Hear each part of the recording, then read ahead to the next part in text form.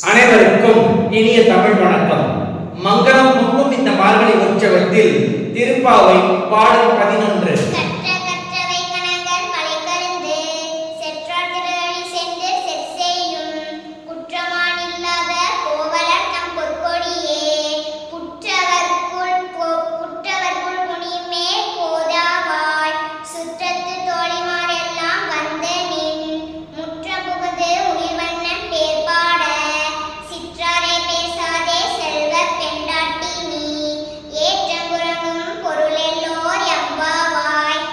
இடையர்கள் ஏராளமான பசுக்களிலிருந்து பால் கறப்பவர்கள், தீமையுடன் போரிட்டு வெற்றி கொள்ளும் இயல்பு உடையவர்கள்.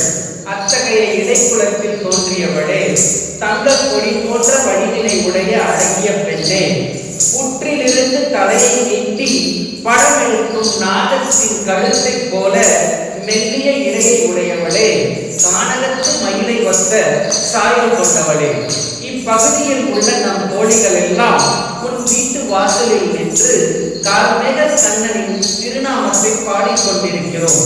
இவை எதுவும் கேட்காமல் நீ முறங்கிக் கொண்டிருக்கிறாயே, இது நியாயமா அல்லது இதற்கு காரணம்தான் என்ன? அதாவது, பாம்பையும் பாம்பிற்கு எதிரான மயிலையும் ஒன்றாக ஒரே இடத்தில் வைத்து ஒரு பெண்ணின் அழகை வர்ணிக்கிறார் ஆண்டாள். இதன் மூலம் அவருடைய கவித்துவம் எளிதாக விளங்குகிறது. நன்றி.